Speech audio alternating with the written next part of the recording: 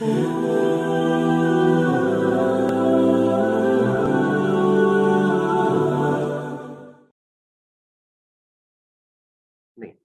آواز ہی نہیں گئی۔ بسم اللہ الرحمن الرحیم۔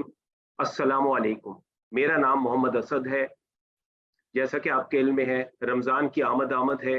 اس سلسلے میں المیزان نے حلال رزق کے حصول اور زکوٰۃ کی ادائیگی کے اہم موضوع پر اس ویبینار کا انعقاد کیا ہے۔ ہم اپنے پروگرام کا آغاز تلاوت کلام پاک سے شروع کرتے ہیں۔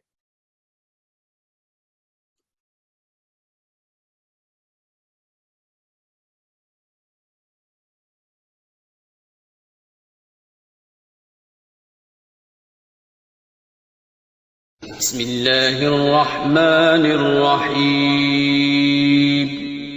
قل هو اللہ احد اللہ الصمد لم یلد ولم یولد ولم یکن له کفوا احد۔ جزاک اللہ۔ آج کے ویبینار کے حوالے سے ہم شکر گزار ہیں ڈاکٹر محمد عمران اشرف عثمانی صاحب کے، جنہوں نے آج اپنی تمام تر مصروفیات کے باوجود قیمتی وقت نکالا۔ ڈاکٹر محمد عمران صاحب المیزان انویسٹمنٹ کے شرعیہ ایڈوائزر اور میزان بینک کے وائس چیئرمین شرعیہ بورڈ اور جامعہ دارالعلوم کراچی کے استاد اور ہیرا فاؤنڈیشن کے ڈائریکٹر ہیں۔ انتہائی قابل احترام شخصیت۔ میں اب دعوت دینا چاہوں گا ڈاکٹر صاحب کو کہ آج کے موضوع کے حوالے سے ہماری رہنمائی فرمائیں۔ جی بسم اللہ الرحمن الرحیم نحمدہ ونصلی علی رسولہ الکریم، اما بعد۔ سب سے پہلے تو میں آپ تمام لوگوں کا انتہائی ممنون ہوں کہ آپ نے مجھے عزت افزائی بخشی اور مجھے موقع عنایت کیا کہ آپ کے سامنے میں رمضان سے پہلے چند گزارشات پیش کروں جو ہم سب کے لیے انشاءاللہ اللہ تعالیٰ کی ذات سے امید ہے کہ فائدہ مند ہوں گی۔ سب سے ایک بات جو ایک انتہائی اہم بات جو میں کہنا چاہتا ہوں وہ یہ کہ حلال روزی کمانا یہ تمام فرائض کے بعد ایک اہم فریضہ ہے۔ کسب طلب الحلال فریضۃ من بعد الفرائض، کہ حلال روزی کمانا یہ تمام دوسرے فرائض کے بعد ایک اہم فریضہ ہے۔ تو جو اصل فرائض ہیں وہ تو جیسے آپ جانتے ہیں نماز، روزہ، حج، زکوٰۃ، اور سب سے پہلے یہ کہ اللہ تعالیٰ پر ایمان لانا، اللہ تعالیٰ کی وحدانیت پر، اللہ تعالیٰ کی الوہیت پر، اور حضور پاک صلی اللہ علیہ وسلم کی نبوت اور رسالت پر ایمان لانا، اس کی گواہی دینا، اور اس کے بعد نماز، روزہ، حج اور زکوٰۃ۔ یہ چار اس کے بعد بنیادی ستون ہیں جو اسلام کے بنیادی ارکان ہیں۔ ان ارکان کو ادا کرنا ہر مسلمان کی ذمہ داری ہے۔ جیسا کہ آپ سب جانتے ہیں کہ یہ شعبان کا مہینہ چل رہا ہے اور اب کچھ عرصے میں انشاءاللہ رمضان المبارک کی آمد ہے، اور حضور اکرم صلی اللہ علیہ وسلم رجب کے مہینے سے شعبان کے لیے دعا کیا کرتے تھے اور یہ فرمایا کرتے تھے اللہم بارک لنا فی رجب و شعبان وبلغنا رمضان، کہ اللہ ہمارے لیے رجب اور شعبان میں برکت عطا فرمائیے اور ہمیں رمضان عطا فرما دیجیے۔ رمضان بہت اہم مہینہ ہے۔ اس کے اندر ہم جو ہمارے اوپر ایک اہم فریضہ جو روزہ رکھنا ہے وہ ہم پر عائد کیا گیا ہے۔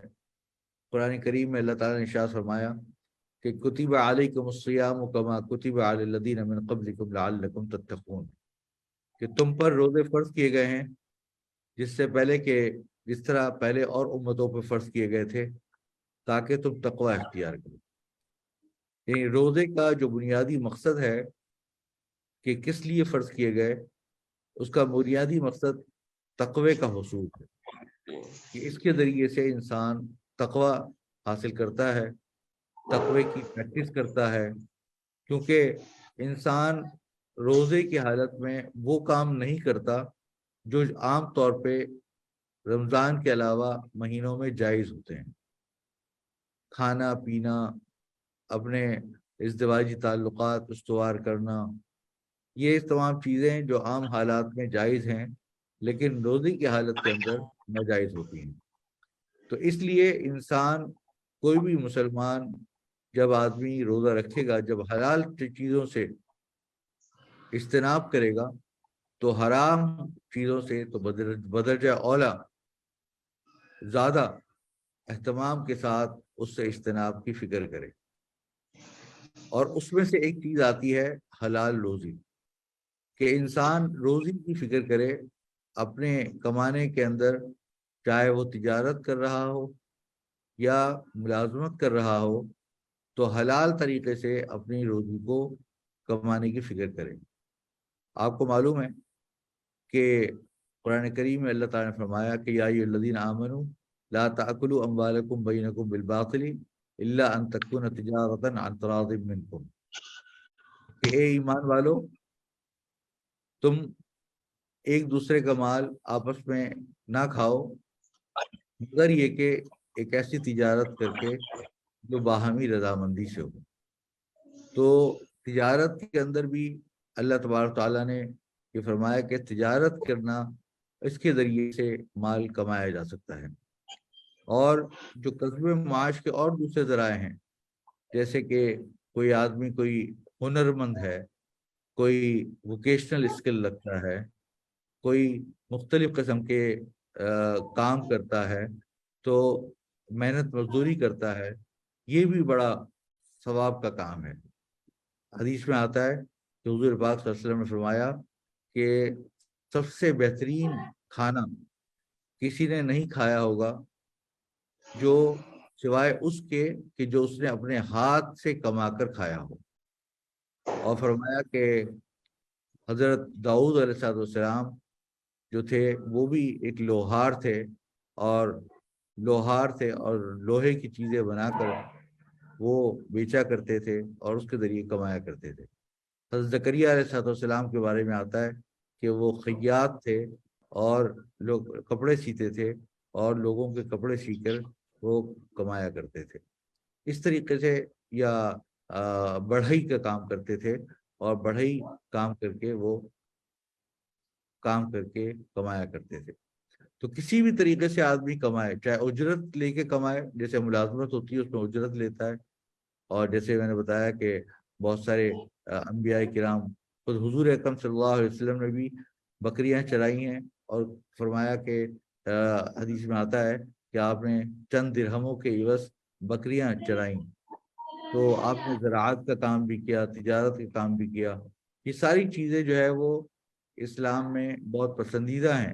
محنت کی کمائی، کسی کے آگے ہاتھ نہ پھیلائے، اور فرمایا گیا کہ الید العلیٰ خیر من الید السفلیٰ، کہ اوپر والا ہاتھ نیچے والے ہاتھ سے بہتر ہے، یعنی کہ انسان دینے والا بنے، مانگنے والا نہ بنے۔ ایک مرتبہ ایک صاحب حضور پاک صلی اللہ علیہ وسلم کے پاس آئے اور انہوں نے آپ سے سوال کیا کہ یا رسول اللہ مجھے کچھ عطا فرمائیے۔ تو آپ نے کہا کہ تمہارے گھر میں کچھ سامان ہے؟ تو اس نے کہا کہ کچھ سامان رکھا ہوا ہے۔ تو حضور نے فرمایا کہ وہ لے کر آؤ۔ تو اس کو لایا، وہ لے کر آئے، تو آپ نے اس کو 2 درہم کے عوض فروخت کروایا۔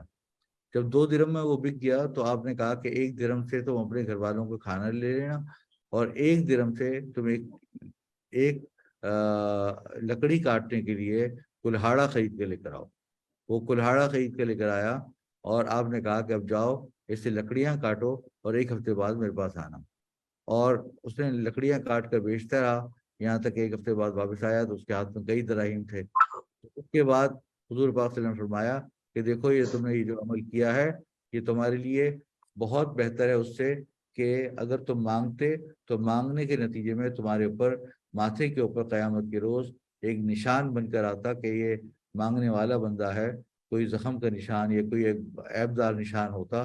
تو اس سے یہ بہتر ہے کہ انسان ہاتھ سے کمائی کرے۔ تو جس طریقے سے حلال روزی یہ ایک فریضہ ہے، اسی طریقے سے حرام کام سے اجتناب کرنا بھی یہ بھی ایک فریضہ ہے۔ کوئی بھی لقمہ انسان حرام کا کھاتا ہے اس کی بڑی سخت سزا ہے۔ ایک حدیث میں آتا ہے حضور پاک صلی اللہ علیہ وسلم نے ارشاد فرمایا کہ ایما جسد نبت من سحت فالنار اولی بہ، کہ کوئی بھی جسم کا ٹکڑا اگر حرام غذا سے پرورش پایا ہو تو وہ جہنم میں جانے کے لائق ہے۔ تو اگر ہم کوئی حرام کی کمائی کرتے ہیں، اور اللہ بچائے آج کل کے دور میں تو اتنی زیادہ حرام کا کام بڑھ چکا ہے کہ ہم دیکھتے ہیں کہ آس پاس کتنا حرام کی کمائی ہو رہی ہے۔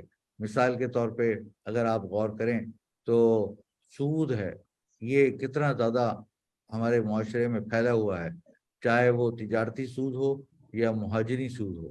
اسی طریقے سے آپ یہ غور کریں کہ بہت سارے ایسے گناہ جیسے خیانت یعنی کرپشن، آپ دیکھیں رشوت کا بازار گرم ہے، ہر چیز کے اندر، تمام چیزوں کے اندر انسان جو ہے وہ کوئی کام ہمارے ملک میں نہیں ہوتا جب تک کہ آدمی کوئی رشوت نہ لے، یعنی رشوت نہ مانگے نہ یا رشوت نہ دے۔ تو رشوت لینا اور دینا، الراشی والمرتشی کلاہما فی النار، تو یہ دونوں کے دونوں جہنم میں جائیں گے۔ تو اس لیے رشوت یہ بھی ایک حرام چیز ہے۔ اسی طریقے سے کسی کو دھوکہ دے کر پیسے کمانا، یا کسی کو انسان جھوٹ بول کر پیسہ کمانا، تو حضور صلی اللہ علیہ وسلم نے فرمایا کہ من غشنا فلیس منا، جو آدمی دھوکہ دے وہ ہم میں سے نہیں ہے۔ ایک مرتبہ کسی آدمی نے کوئی سامان بیچا اور اس کے اندر اس نے اپنے اس سامان کے عیب کو نہیں بتلایا، تو آپ نے فرمایا کہ جو آدمی کسی عیبدار چیز کو بیچے اور اس کے عیب کو نہ بتلائے تو وہ ہمیشہ اس کے اوپر ملائکہ لعنت کرتے رہتے ہیں، اور وہ اللہ تعالیٰ کے اعوذ باللہ ہمیشہ غضب میں رہتا ہے۔ تو یہ دیکھیں کتنی بڑی سخت سزا ہے۔ تو یہ جو حرام کام ہے اور حرام غذا ہے، تو یہ تمام کی تمام چیزیں انسان کو اس سے بچنا چاہیے۔ حدیث میں آتا ہے کہ بہت سارے لوگ بہت الہا و زاری کے ساتھ اور پریشان حال ہو کر اور سادے سادے کپڑے پہن کر وہ ہاتھ اٹھا کر دعائیں مانگتے ہیں، لیکن ان کی دعا کیسے قبول ہو جبکہ ان کا کھانا پہننا پینا سب حرام کا ہو۔ تو اگر حرام کا ہو تو صورت کے اندر وہ اس کی رضا جو ہے وہ اس کے لیے ناجائز ہوتی ہے، اور اس کی دعا بھی قبول نہیں ہوتی۔ تو اللہ تعالیٰ اس کی دعا بھی بندے کی قبول نہیں کرتا۔ تو یہ تو بات ہمیں سب کو معلوم اچھی طریقے سے ہے کہ ہمیں اپنی روزی کے لیے کتنا اہتمام کرنا چاہیے۔ اگر ہم کوئی جگہ کسی جگہ ملازمت کر رہے ہیں تو پورا وقت دینا اور پوری تندہی کے ساتھ اپنے فرائض سر انجام دینا یہ بھی ضروری ہے۔ قرآن کریم میں اللہ تعالیٰ نے فرمایا کہ ویل للمطففین الذین اذا اکتالوا علی الناس یستوفون واذا کالوہم وزنوہم یخسرون، کہ مطففین یعنی تطفیف کرنے والوں کے لیے ہلاکت ہے۔ اور تطفیف کرنے والے لوگ وہ ہیں کہ جب اپنے لینے کا وقت آتا ہے تو پورا لیتے ہیں، اور جب اپنے دینے کا وقت آتا ہے تو اس پہ کم کر دیتے ہیں۔ اب یہ صادق آتا ہے ان تمام چیزوں کے اوپر کہ جس میں مثال کے طور پہ کوئی آدمی جو ہے وہ ملازمت کر رہا ہو، تنخواہ تو پوری لے لیکن جاب پوری نہ کرے، ٹائم پورا نہ دے، یا کوئی سامان فروخت کر رہا ہو تو سامان میں کمی کرے اور پیسے پورے وصول کرے۔ تو یہ اس طرح کی تمام چیزیں تطفیف میں داخل ہیں۔ تو یہ سب چیزیں ہمارے لیے بڑی اہم ہیں۔ اسی طریقے سے بہت سارے ایسے سودے ہوتے ہیں کہ جو ناجائز ہوتے ہیں، جیسے کہ آج کل سٹہ بازی ہے، سٹہ بازی ہوتی ہے، اور یا کسی بھی چیز کے اندر کوئی ایسا غرر جس کو ہمارے یہاں فقہ میں کہا جاتا ہے کہ ایسی انسرٹینٹی ہو، ایسی اسپیکولیشن ہو کہ جو کہ ناجائز ہوتی ہے، وہ بھی جائز نہیں ہے۔ اسی طریقے سے بہت سارے شریعت کے احکامات ہیں جس میں فرمایا گیا کہ انسان مستقبل کے سودا نہیں کر سکتا، یا شارٹ سیل نہیں کر سکتا، اس طرح کی بہت ساری چیزیں ہیں وہ انسان جو نہیں کر سکتا۔ یہ تمام چیزیں ہر مسلمان کو جاننا ضروری ہے، کیونکہ اگر ہم جانیں گے نہیں تو ہم عمل کیسے کریں گے؟ اگر ہمیں نماز پڑھنے کا طریقہ نہیں پتہ ہوگا، اگر ہمیں وضو کرنے کا طریقہ نہیں پتہ ہوگا تو نہ ہم نماز پڑھ پائیں گے نہ وضو کر پائیں گے۔ تو جس طریقے سے نماز کا طریقہ جاننا ضروری ہے نماز پڑھنے کے لیے، اسی لیے تجارت کرنے سے پہلے تجارت کے شرعی طریقہ جاننا ضروری ہے۔ چنانچہ حضرت عمر رضی اللہ عنہ فرماتے تھے کہ کوئی آدمی جب تجارت کرنا چاہے تو پہلے تجارت کے معاملات شرعاً سیکھ کر آئے، پھر ہمارے بازار کے اندر آ کے تجارت کرے۔ تو تجارت کے اندر تجارت کے احکام جاننا بہت ضروری ہے۔ تو یہاں پر جو ایک المیزان انویسٹمنٹ مینجمنٹ کمپنی، جو کہ ایک میوچل فنڈ اور ایسٹ مینجمنٹ کمپنی ہے، اور جس کے اندر لوگ مستقل بنیادوں پر، یہ لانگ ٹرم بنیادوں پر پیسے انویسٹ کرتے ہیں، تو پیسے کو انویسٹ کرنا، تجارت پہ لگانا، یہ بھی بڑا ثواب ہے۔ حدیث میں آتا ہے کہ پیسے کو بلا وجہ بیکار مت چھوڑو، پیسے کو آئیڈل مت چھوڑو، کہیں ایسا نہ ہو کہ وہ مال جو ہے وہ صدقہ اور زکوٰۃ ادا کر کے ختم ہو جائے۔ ایک مرتبہ ایک یتیم کے بارے میں آپ نے فرمایا کہ الا من ولی یتیمن فلیتجر فی مالہ لکی لا یاکلہ الصدقہ، کہ اگر کوئی آدمی کسی یتیم کا کوئی گارجین بن گیا، کوئی نگہبان ہے، اس کا کوئی دیکھ بھال کرنے والا ہے، تو اس کو چاہیے کہ اس کے مال کے اندر تجارت کرے، تاکہ اس کے مال کے تجارت کرنے سے اس میں بڑھوتری ہو اور وہ مال ختم نہ ہو جائے صدقہ زکوٰۃ ادا کر کے۔ اسی طریقے سے بالکل اسی طرح حدیث ایک بیوہ کے بارے میں بھی آئی ہے کہ کوئی بیوہ کا اگر کوئی نگہبان ہو تو وہ بھی کرے۔ تو اس کا مطلب ہے کہ مال کو ضائع نہیں کرنا چاہیے اور اس کو بیکار نہیں چھوڑنا چاہیے۔ اسی طریقے سے آتا ہے، بعض لوگ سمجھتے ہیں پیسے کو بچا کے نہیں رکھنا چاہیے یا اس کو سارا کا سارا خرچ کر دینا چاہیے، یہ بھی قرآن کریم اور احادیث کے روح سے غلط ہے۔ انسان کو اپنی ضرورت کی حد تک توکل کرنا بہت اہم بات ہے، اور وہ توکل جو کہ انبیاء کرام اور جس طریقے سے بہت سے حضرات کیا کرتے تھے، لیکن وہ آج کل کے دور میں بہت مشکل ہے اور ہر آدمی نہیں کر پاتا۔ تو ایسی صورت کے اندر آدمی کام بھی کرے، محنت بھی کرے، اور ساتھ ساتھ توکل بھی کرے، اور تدبیر بھی اختیار کرے، اور ساتھ ساتھ وہ توکل بھی کرے۔ ایسا نہ ہو کہ انسان جو ہے وہ توکل کرے لیکن بعد میں خدا نخواستہ کوئی جو پریشانی لاحق ہو تو اس وقت پھر وہ اس کے دل و دماغ میں وسوسے شروع ہو جائیں اور شکوک و شبہات شروع ہو جائیں۔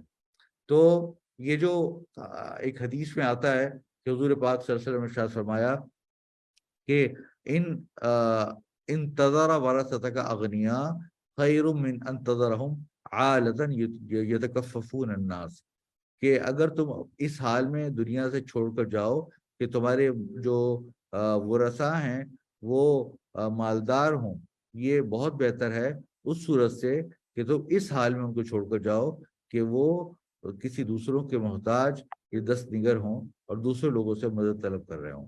اس کا مطلب یہ کہ کچھ آدمی سیونگ کرے گا تبھی تو آدمی آگے ایسے لوگوں کو چھوڑ کر جائے گا، ایسے تاکہ ان بچوں کو آگے پریشانی نہ ہو۔ تو یہ بنیادی باتیں ہیں کہ جو کہ ہمیں سمجھنی چاہیے قرآن پاک اور احادیث کی روشنی میں، اور ان کے اوپر ہمیں عمل کرنا چاہیے۔ لیکن ساتھ ساتھ ایک بات اور بھی یاد رکھیے کہ جب بھی کوئی انسان حلال روزی کماتا ہے تو اس کے ساتھ ساتھ کچھ اور بھی چیزیں انسان کے اوپر عائد ہوتی ہیں۔ ایک تو یہ کہ زکوٰۃ کا فریضہ، کہ زکوٰۃ جو ہے زکوٰۃ ادا کرنی ہے۔ یہ جو انسان مال کماتا ہے تو یہ در حقیقت انسان بے شک محنت کرتا ہے، لیکن حقیقت میں دینے والی ذات اللہ تعالیٰ کی ہے، اور اللہ تعالیٰ ہی عطا کرتا ہے۔ بہت سے لوگ محنت کرتے ہیں لیکن رزلٹ نہیں آتا، وہ محنت کارگر اور ثمر آور نہیں ہوتی، بار آور نہیں ہوتی، اور بہت سے لوگ کم محنت کرتے ہیں لیکن بہت بار آور ہوتی ہے۔ تو در حقیقت اللہ تعالیٰ کی ذات ہی رزاق ہے، ان اللہ الرزاق ذو القوۃ المتین، اللہ تعالیٰ کی ذات ہی رزاق ہے۔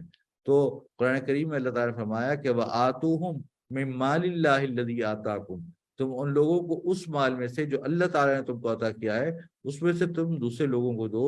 اس کا مطلب یہ کہ اللہ تعالیٰ نے تم کو مال عطا فرمایا۔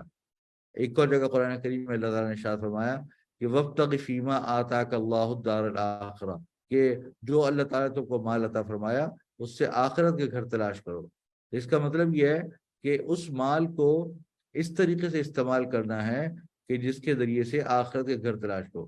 سب سے پہلی بات تو یہ کہ اس مال کے اندر اس سے جائز تجارت کرنی ہے، اس پہ اسراف نہیں کرنا، اور لوگوں کے جن کے ہمارے اوپر حقوق واجب الادا ہیں تو ان کے حقوق ادا کرنے ہیں۔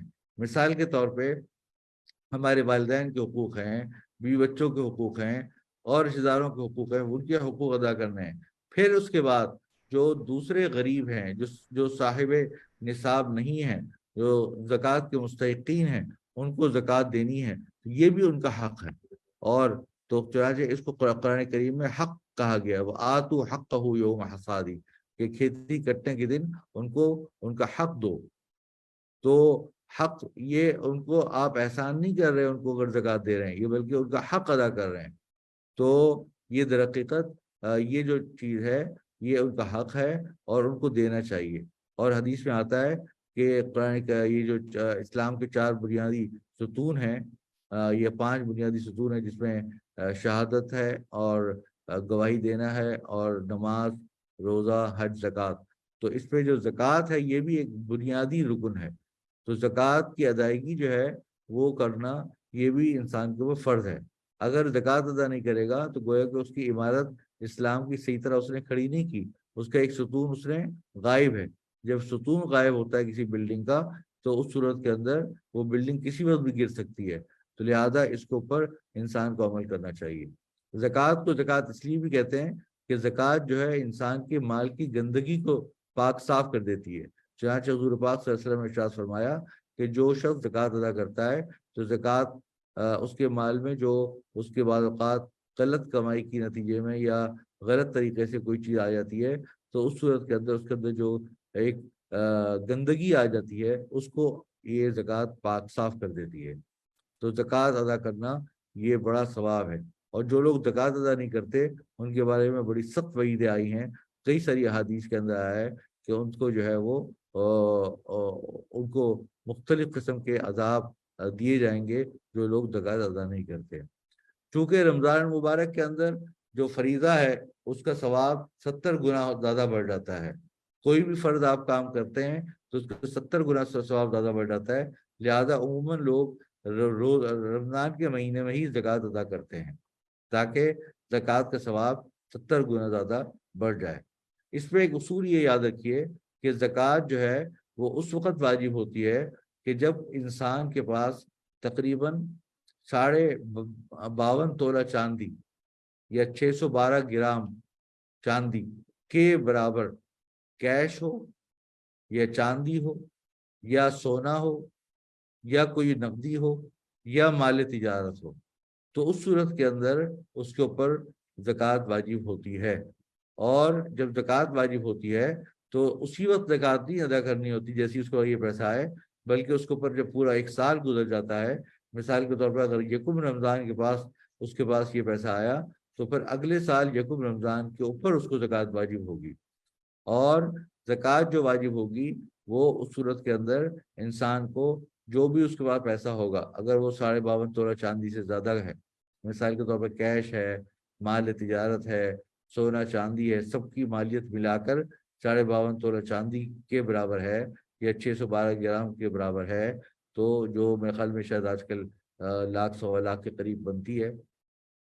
تو اگر اتنے پیسے کسی کے آدمی کے پاس موجود ہیں تو صورت کے اندر وہ آپ بنیاد بنائے 52.5 تولہ چاندی کو۔ آپ کسی سے بھی معلوم کر لیں، دکاندار سے، سنار سے، کہ بھائی 1 تولہ چاندی کتنے کی ہے، اس کو آپ 52.5 سے ضرب دے دیجئے تو آپ کو پتہ چل جائے گا کہ ٹوٹل جو ہے وہ آج کل چاندی اتنے کی آ رہی ہے۔ تو اتنا پیسہ اگر کسی کے پاس ہوگا تو اس صورت کے اندر وہ آدمی صاحب نصاب بن جائے گا اور اس کو زکوٰۃ فرض ہوگی، لیکن ابھی فوراً نہیں ہوگی۔ جب اس کے بعد 1 سال گزر جائے گا تو پھر اس سال کی اس تاریخ کو اس کو زکوٰۃ دینا ہوگا۔ اور اس پہ کچھ اصول ہیں۔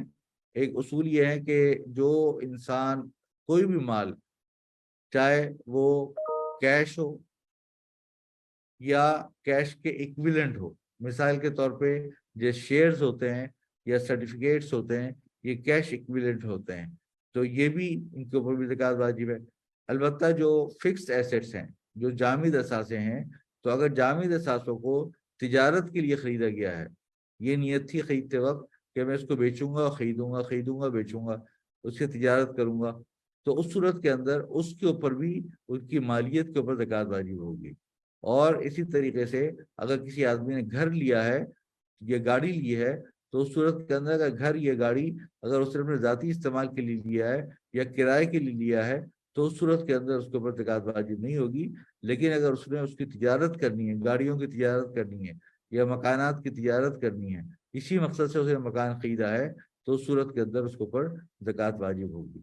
لیکن اگر کسی شخص نے ابتدا میں اس کی نیت گھر بنانے کی یا رہنے کی تھی لیکن بعد میں اس نے بیچنے کا ارادہ کر دیا تو پھر اس کے اوپر زکوٰۃ واجب نہیں ہوگی جب تک کہ وہ بک کر اس کا پیسہ اس کے پاس نہ آ جائے۔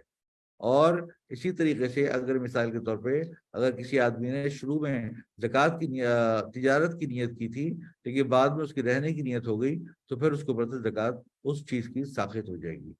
تو اور شیئر جو ہوتے ہیں یا میوچل فنڈز جو ہوتے ہیں اس کی تجارت کا حکم، اس کی زکوٰۃ کا حکم یہ ہے کہ اس پہ سب سے بیسٹ طریقہ یہ ہے کہ اس کی جو این اے وی ہے، نیٹ ایسٹ ویلیو ہے، اس کے حساب سے آپ کو اس کی زکوٰۃ ادا کرنی ہوگی۔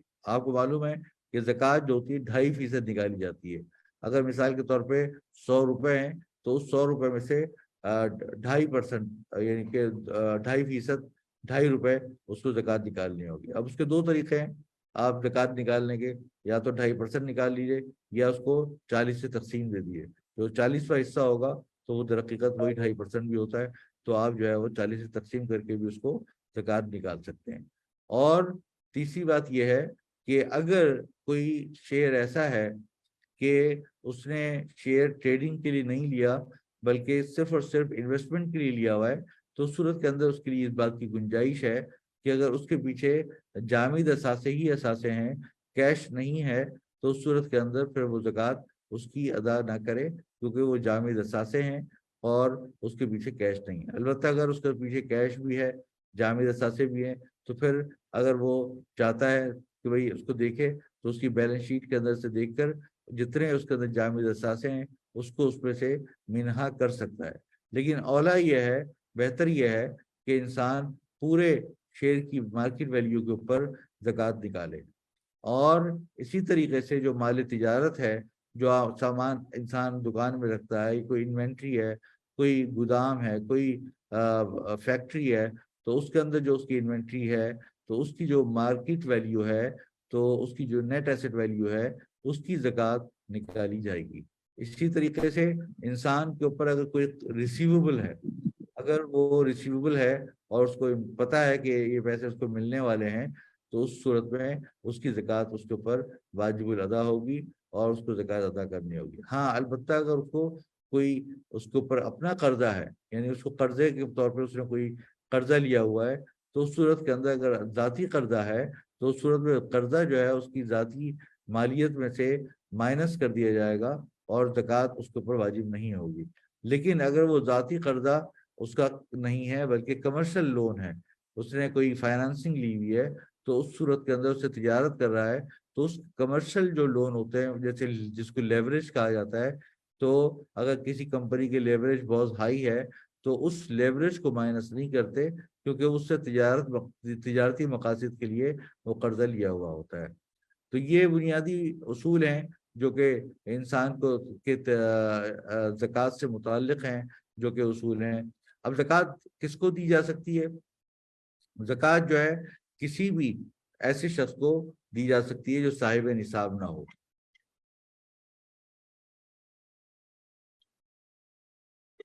صاحب نصاب نہ ہو کا مطلب یہ ہے کہ جس کے پاس 52.5 تولہ چاندی بھی نہ ہو اور اس کے پاس جو ہے وہ کسی قسم کا کوئی ایسا سامان، ضرورت سے زائد سامان بھی موجود نہ ہو کہ جس کی قیمت 52.5 تولہ چاندی کے برابر پہنچتی ہو، یعنی صدقہ فطر کا نصاب بھی اس کا پورا نہ ہو۔ اسی طریقے سے اگر کوئی آدمی ایسا ہے کہ جس آدمی کے مثال کے طور پہ کوئی ایسا شخص ہے کہ جو غریب ہے، جیسے سفید قسم کا انسان ہے لیکن اپنی مجبوری ظاہر نہیں کرتا، لیکن اس کے مالی حالات ایسے ہیں کہ اس کو جو ہے آپ کو معلوم ہے کہ مقروض ہے، تو ان کو بھی قرضہ دے سکتے ہیں۔ اور ہمیشہ یہ یاد رکھنا چاہیے کہ قرضے کے اندر، زکوٰۃ کے اندر یا صدقات کے اندر انسان شروع اپنے رشتہ داروں سے کرے. جو قریبی رشتہ دار ہوں ان میں دیکھے کیسے ایسے لوگ کون کون سے ہیں کہ جن کو زکوٰۃ دی جا سکتی ہے، تو ان کو زکوٰۃ دینی سب سے پہلے چاہیے. پھر بعد میں پھر ان سے جو بعد کے رشتہ دار ہوں، پھر دور کے رشتہ دار ہوں، پھر اس کے بعد جو دوسرے لوگ ہوں ان کو زکوٰۃ دی جائے. اسی طریقے سے اس کے جو لوگ اس کے ساتھ کام کرتے ہیں، اس کے ساتھ جو نوکری کر رہے ہیں، ان لوگوں کو خاص طور پہ خیال رکھا جائے. اور ایک اور بات یہ ہے کہ صرف زکوٰۃ پر ہی انسان کو اکتفا نہیں کرنا چاہیے، بلکہ صدقہ خیرات بھی کرتے رہنا چاہیے. قرآن کریم میں اللہ تعالیٰ نے فرمایا کہ یمحق اللہ الربا ویربی الصدقات، کہ اللہ تعالیٰ ربا کو مٹا دیتا ہے اور صدقات کو بڑھاتا ہے. تو انسان جو ہے وہ صدقات جتنا دیتا ہے تو اللہ تعالیٰ اس کے اندر اضافہ کرتا رہتا ہے، اس کے مال میں ہمیشہ اضافہ اور بڑھوتری ہوتی رہتی ہے. تو ہمارے جو ملک کے اندر جو اس وقت اس قدر مالی بدحالی اور پریشانی ہے اور معاشی بدحالی ہے، اس کی بنیادی وجہ دو ہیں. ایک تو یہ کہ ہم لوگ حلال حرام کی فکر نہیں کرتے، غلط طریقے سے پیسے کماتے ہیں، ناجائز طریقے سے پیسے کماتے ہیں، سود کے ذریعے پیسے کماتے ہیں، اور سٹے بازی کے ذریعے سے پیسے کماتے ہیں، اور رشوت کے ذریعے سے پیسے کماتے ہیں، اور بہت سارے غلط کام کرتے ہیں، اس سے پیسے کماتے ہیں. تو ایک تو بات یہ ہے، تو اس سے ہمیں اجتناب کرنا ہوگا. دوسری بات یہ کہ پیسے جو ہم کماتے ہیں اس سے زکوٰۃ ادا نہیں کرتے، اور زکوٰۃ صدقات تو بہت دور کی بات ہے، زکوٰۃ بھی پوری ادا نہیں کرتے. ایک بہت بڑا جو لوگوں کے درمیان ایک غلط فہمی پھیلی ہوئی ہے کہ زکوٰۃ کو کیلکولیٹ نہ کیا جائے بلکہ بس اپنے حساب سے نکال لو. اس طرح یہ سب سے بڑی غلط فہمی ہے. زکوٰۃ کا ہر سال جو اس کی ڈیٹ متعین کر کے اس کا آپ کو حساب، ایک ڈائری بنائیے اور ڈائری بنا کر اس پہ لکھیے کہ میرے پیسے کہاں کہاں ہیں. کچھ پیسے اگر آپ کے بینک میں رکھے ہوئے ہیں تو اس کو لکھیے، کچھ پیسے اگر آپ نے کسی انویسٹمنٹ میں لگائے ہوئے ہیں، کسی ایسٹ مینجمنٹ کمپنی میں لگائے ہوئے ہیں، کسی میوچل فنڈ میں لگائے ہوئے ہیں، تو اس کی نیٹ ایسٹ ویلیو اس دن کی معلوم کیجیے. مثال کے طور پہ اگر 10 رمضان کی آپ کی ڈیٹ بنتی ہے تو آپ 10 رمضان کو دیکھیں کہ میرے پاس زیور کتنا ہے، اس زیور کی آج کی ویلیو کیا ہے، اس ویلیو کے حساب سے ٹوٹل زیور کی قیمت نکالیے. اسی طریقے سے اگر آپ کے پاس مال تجارت ہے اس کی ویلیو نکالیے. اسی طریقے سے اگر آپ کے پاس کوئی کیش ہے تو اس کیش کو لکھیے. پھر اگر آپ نے کہیں شارٹ ٹرم میں رکھا ہوا ہے یا لانگ ٹرم انویسٹمنٹ کی ہوئی ہے تو وہ نکالیے.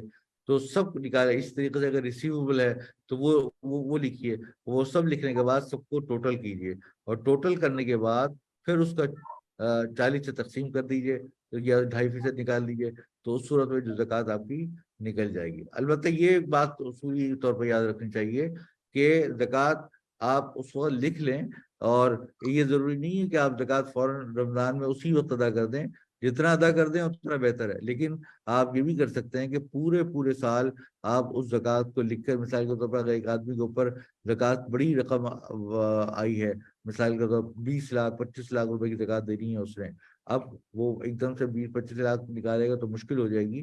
تو یہ کر سکتا ہے کہ ابھی ابتدا میں 2-4 لاکھ 5 لاکھ رمضان میں دے دیا، باقی ہر مہینے 2-3 لاکھ کر کے ادا کر دے، یہاں تک کہ اگلے سال آنے سے پہلے ساری زکوٰۃ ادا ہو جائے. اسی طریقے سے انسان ایڈوانس میں بھی زکوٰۃ ادا کر سکتا ہے. مثال کے طور پر اس کو اندازہ ہے کہ میری اس سال کی زکوٰۃ جو ہے تقریباً 20 لاکھ بنے گی، اور وہ اس کے بعد ضرورت ابھی آ گئی اور پچھلے سال کی وہ زکوٰۃ ادا کر چکا ہے. تو اس صورت کے اندر وہ پہلے ایڈوانس میں اگر زکوٰۃ دینا چاہتا ہے تو ایڈوانس میں زکوٰۃ دے سکتا ہے، اور اس کو بعد ڈائری میں نوٹ کر کے رکھ لے، اور جب ادا کرنے کا وقت آئے تو وہ پیسے اس میں سے مائنس کر لے. لیکن یہ بہت ضروری ہے کہ زکوٰۃ کا دن متعین کیا جائے، اور زکوٰۃ کو کے اموال کی کیلکولیشن کی جائے، اس کو شمار کیا جائے کہ کون کون سے مال میرے زکوٰۃ کے قابل ہیں، کون سے نہیں ہیں. اسی طریقے سے بہت سارے لوگوں نے پلاٹ لیے ہوئے ہوتے ہیں، اور یا کسی آدمی نے دکانیں لی ہوئی ہوتی ہیں. اب اس کو اگر اس نے پلاٹ کو لیا ہے اس مقصد کے لیے کہ اس کو سیل کرے گا، تو پھر اس پلاٹ کی جو مارکیٹ ویلیو ہے اس کے اوپر زکوٰۃ واجب ہوگی. یا کوئی گھر لیا ہے اس کو اس نیت سے لیا ہے کہ اس کو سیل کرے گا، تو اس صورت میں اس کے اوپر اس کی مارکیٹ ویلیو میں زکوٰۃ واجب ہوگی. لیکن اگر اس نے پلاٹ سیل کے لیے نہیں لیا، یہ گھر سیل کے لیے نہیں لیا، بلکہ اس نے لیا ہے اس کو رہنے کے لیے یا گھر بنانے کے لیے یا کرائے پہ دینے کے لیے، تینوں صورتوں کے اندر اس کے اوپر زکوٰۃ واجب نہیں ہوگی. یہ گاڑی لی ہے اور گاڑی اس نے اپنے استعمال کے لیے ہے یا کرائے پہ دینے کے لیے ہے تو اس صورت کے اندر اس کے کرائے پہ تو زکوٰۃ واجب ہوگی, لیکن اس گاڑی کے اوپر زکوٰۃ واجب نہیں ہوگی. لیکن گاڑی جو ہے اس نے اس مقصد کے لیے لی ہے کہ تاکہ اس گاڑی کے ذریعے سے وہ آگے تجارت کرے, یعنی اس گاڑی کو بیچے, پھر آگے بیچے, پھر آگے خریدے, پھر بیچے, یہ کرتا رہے, تو اس صورت کے اندر اس گاڑی کی جو اس دن کی مارکیٹ ویلیو ہے اس کے اوپر زکوٰۃ اس کے اوپر واجب ادا ہوگی. اور یہی حکم سونے کا بھی ہے. البتہ جو جواہرات ہوتے ہیں جیسے موتی ہے یا کوئی ڈائمنڈ ہے یا کوئی اور پتھر ہے, ان کے اوپر زکوٰۃ واجب نہیں ہوتی, اور ان کے اوپر کسی قسم کی زکوٰۃ واجب ادا نہیں ہوتی. اسی طریقے سے جو قابل استعمال چیزیں ہوتی ہیں یا ضرورت سے زائد چیزیں ہوتی ہیں, مثال کے طور پر ایک آدمی کی ضرورت جو ہے 5 کپڑوں میں پوری ہو جاتی ہے, لیکن 10 کپڑے ہیں, ایک گاڑی سے پوری ہو جاتی ہے 4 گاڑیاں ہیں, ایک موٹر سائیکل سے پوری ہو جاتی ہے 4 موٹر سائیکلیں ہیں, ایک لیپ ٹاپ سے پوری ہو جاتی ہے 2-3 لیپ ٹاپ ہیں, اس کے اوپر زکوٰۃ واجب نہیں ہوگی. البتہ صدقہ فطر واجب ہوگا اس کے اوپر. صدقہ فطر کا حکم تھوڑا سا مختلف ہے, زکوٰۃ کا حکم تھوڑا سا مختلف ہے. تو لہٰذا صدقہ فطر ضروری نہیں ہے کہ جس کے اوپر زکوٰۃ واجب ہو تو اس صورت کے اوپر اس کے اوپر صدقہ فطر واجب, یعنی کہ جس کے اوپر صدقہ فطر جو ہے وہ واجب ہو اس کے اوپر زکوٰۃ واجب ہو, یہ ضروری نہیں ہے. بعض وقت صدقہ فطر واجب ہو سکتا ہے لیکن زکوٰۃ واجب نہیں ہو سکتی. تو یہ بہت سارے موٹے موٹے اصول ہیں کہ جو کہ ہم تمام لوگوں کو جاننا چاہیے, اور اس کا علم حاصل کرنا یہ ہم سب کے لیے فرض ہے. اور اگر آپ لوگوں کو مزید کچھ اور تفصیل جاننی ہو تو میری 2 کتابیں ہیں. ایک انگریزی میں ہے یہ زکوٰۃ کے بارے میں, تو اس کے اندر بہت تفصیل سے میں نے زکوٰۃ کے احکامات لکھے ہوئے ہیں, اور یہ جو ہے وہ ہماری ویب سائٹ جو ہیرا فاؤنڈیشن اسکول کی جو ویب سائٹ ہے اس کے اوپر بھی, شاید میزان بینک کی ویب سائٹ کے اوپر بھی PDF شکل میں موجود ہے, تو وہ بھی آپ لے سکتے ہیں. اور اردو کے اندر یہ میری کتاب ہے ارکان اسلام, اس کے اندر تمام جو ارکان اسلام ہے, جس کے اندر کتاب العقائد, عقیدے کیسے ہونے چاہیے, کتاب الصلاۃ, کتاب الطہارہ یعنی پاکیزگی کے احکام, جس میں عورتوں کے حیض و نفاس اور بچوں کے پاکی ناپاکی کے مسائل, اور نماز کے مسائل, روزے کے مسائل, زکوٰۃ کے اور حج کے مسائل لکھے ہوئے ہیں. تو یہ کتاب آپ لوگ اپنے پاس رکھیں تاکہ یہ آسان الفاظ میں لکھی گئی ہے, تاکہ اس کو آپ مطالعہ کر کے اس کو عمل کریں, کیونکہ یہ بنیادی فرائض ہیں اور ان بنیادی فرائض کا انسان کو جاننا بے حد ضروری ہے. تو اس کے ساتھ میں اپنی بات ختم کرتا ہوں. اگر کوئی بات رہ گئی ہو تو مجھے اسد صاحب بتا دیجیے کہ کوئی یہ بات بھی مجھے مینشن کرنی چاہیے تھی, تو ہو سکتا ہے کہ میں اس کو ذکر نہ کر پایا ہوں, تو اگر ہو تو آپ مجھے کائنڈلی اس کے بارے میں بتلا دیجیے. جزاک اللہ. وہ ختم. جی جزاک اللہ مفتی صاحب, آپ نے بہت تفصیل کے ساتھ اس موضوع پر روشنی ڈالی, اور اس سلسلے میں بیسیکلی کچھ سوالات بھی ہمیں موصول ہوئے, تو میں بیسیکلی ترتیب کے حساب سے میں شروع کر رہا ہوں. تو اس میں پہلا سوال یہ ہے کہ مفتی صاحب, اسلامک فنڈز میں یا اسلامک منی مارکیٹ فنڈز میں اگر کوئی انکم آتی ہے تو کیا وہ حلال ہے یا نہیں ہے؟ اس میں کچھ جوابات تو لکھ کر دیے, لیکن میں ریکویسٹ کروں گا مفتی صاحب سے کہ وہ اگر اس کا جواب دے سکیں. جی جو بھی آپ کو یہ بات معلوم ہوگی کہ جو 2 طرح کے فنڈز ہوتے ہیں, ایک تو میوچل فنڈ ہوتا ہے جس میں ایکویٹی کے اندر پیسے لگتے ہیں, یعنی شیئر مارکیٹ میں لگتے ہیں. تو اس کا ہم نے پورا طریقہ کار, ہم سے مراد ہمارے والد صاحب حضرت مولانا مفتی تقی عثمانی صاحب کی سربراہی میں علماء کرام نے, اور دوسرے باہر کے بھی علماء کرام نے, جو انٹرنیشنل فقہاء کرام ہیں, بڑے بڑے اور پرانے سینئر علماء کرام ہیں, انہوں نے پورا اس کا ایک طریقہ کار بتایا ہے کہ کون کون سے شیئر جائز ہے, کون سے ناجائز ہیں. تو اسی کی بنیاد پر ہم نے پاکستان میں بھی ایک انڈیکس بنایا ہے جو KMI انڈیکس کہلاتا ہے, KMI آل اسلامک انڈیکس یا KMI 30 انڈیکس, کراچی میزان اسلامک انڈیکس. تو یہ جو انڈیکس ہے اس کے اندر آپ جو بھی شیئر ہے وہ خرید سکتے ہیں، اور جو المیزان یا جو بھی اسلامک فنڈ ہے وہ انہی فنڈس شیئرس کے اندر انویسٹمنٹ کرتا ہے، لہذا اس کے اندر وہ انویسٹمنٹ کرے گا تو اس کا ریٹرن بھی جائز ہوگا۔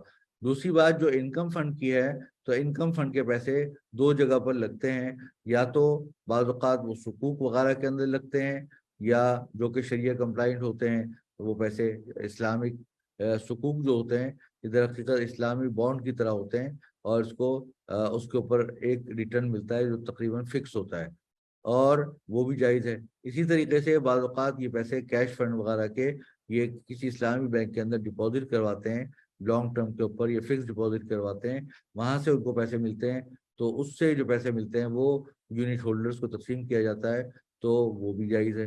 تو چونکہ وہ پیسے جائز جگہ پہ لگایا جا رہا ہے تو لہٰذا جو بھی پیسہ اس کا آئے گا تو وہ جائز ہوگا۔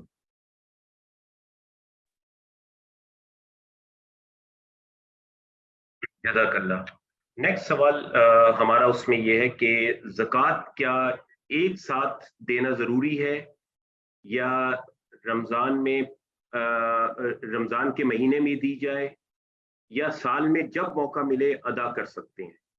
یہ میں بتا چکا ہوں اپنی تقریر میں یہ بات کہ زکوٰۃ جو ہے وہ کیلکولیٹ تو پہلے دن کرنی چاہیے، اور اس کا حساب لگا کر اپنے پاس پہلے دن رکھ لینا چاہیے جس دن زکوٰۃ کا دن ہو، لیکن اس کو زکوٰۃ کو نکالنا تو جتنا نکال سکے پہلے مہینے میں بہتر ہے، لیکن اس کو پورے سال نکال سکتا ہے۔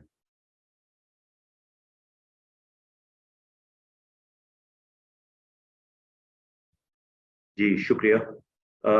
نیکسٹ اس میں کوشچن یہ ہے کہ میوچل فنڈز کی اماؤنٹ کے اوپر زکوٰۃ لگتی ہے یا پروفٹ کے اوپر، یا اگر کوئی ڈیویڈنڈ کسی کو حاصل ہوا ہو تو کیا اس کے اوپر زکوٰۃ اپلیکیبل ہے؟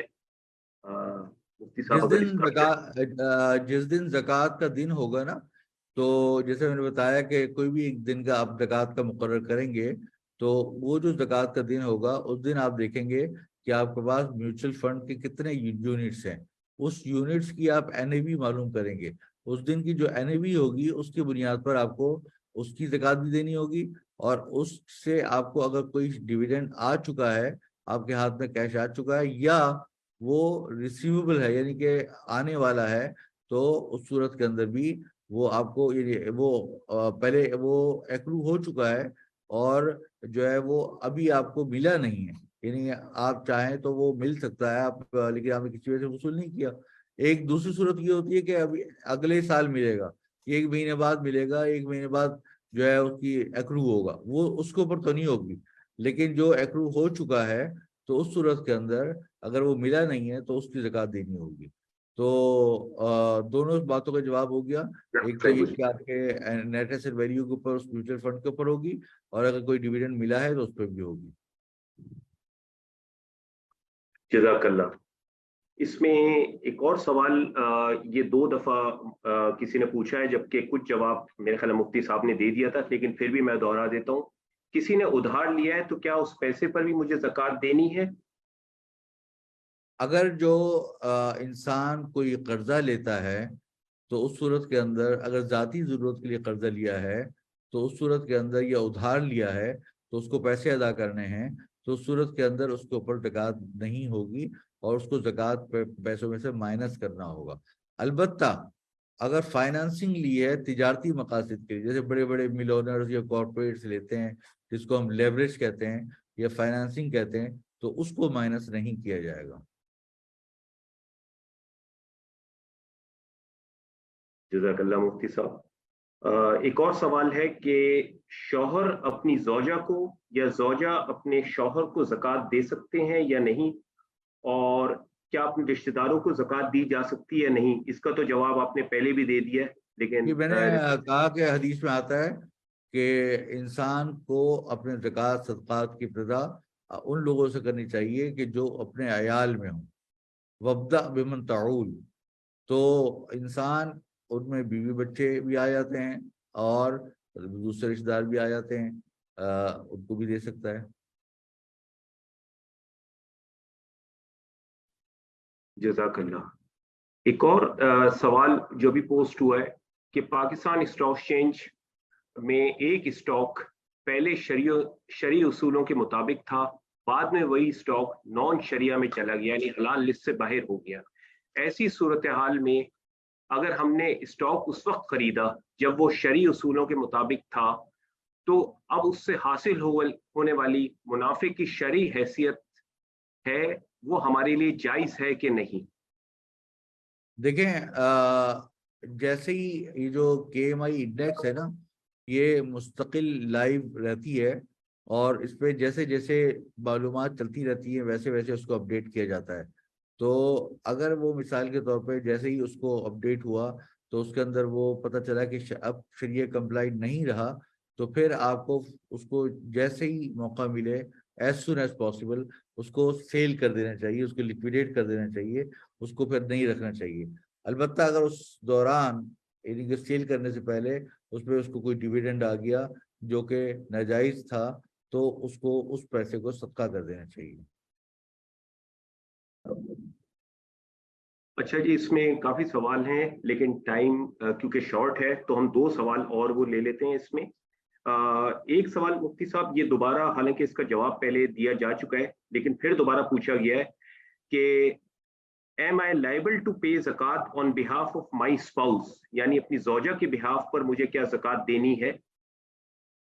دیکھیں اگر زوجہ آپ کو اپنا وکیل بنا دے، اپنا ایجنٹ بنا دے کہ یو کین پے مائی زکوٰۃ آن مائی بہاف، اور وہ آپ سے وہ اس بات کا آپ کو وکیل بنا دے اور آپ اس پہ راضی ہیں، اوکے آپ کہیں okay I can pay for you your زکوٰۃ، تو اس کی زکوٰۃ ادا ہو جائے گی. تو ایسا ہوتا ہے کیونکہ بہت سی دفعہ بیویوں کے پاس اتنا پیسہ نہیں ہوتا کہ کیونکہ وہ کمائی نہیں کر رہی ہوتی، ان کے پاس اتنا پیسہ نہیں ہوتا کہ وہ زکوٰۃ ادا کر سکیں، تو وہ شوہر سے کہتی ہیں کہ آپ ادا کر دیجئے میری طرف سے، تو وہ شوہر ادا کر دیتے ہیں، تو جائز ہے یہ.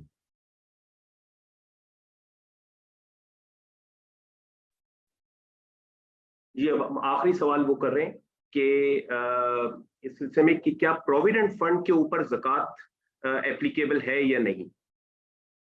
اس میں اصول یہ ہے یہ جو پینشن فنڈ ہوتے ہیں، یہ پروویڈنٹ فنڈ ہوتے ہیں، ان کا اصول یہ ہے کہ اگر تو جو کمپنی ہے، وہ کمپنی جس کے اندر وہ بندہ ملازمت کرتا ہے، وہ پیسہ ایٹ سورس اس میں سے ڈائریکٹلی وہ پیسہ فنڈ میں چلے جاتا ہے اور اس کے ہاتھ میں نہیں آتا، تو اس صورت کے اندر تو اس پہ زکوٰۃ واجب نہیں ہوتی اس فنڈ کے پیسوں کے اوپر.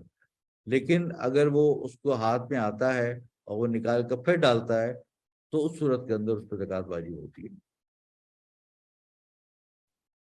جزاک اللہ مفتی صاحب، بہت بہت شکریہ آپ کی آمد کا، اور آپ نے کافی ڈیٹیل پہلے اپنا بیان جو ہے وہ ریکارڈ کروایا، اور پلس اس کے علاوہ جو جوابات دیے کافی ایکسٹینسیولی لوگوں کو دیے. امید ہے کہ لوگوں کو اس سے کافی فائدہ ہوگا.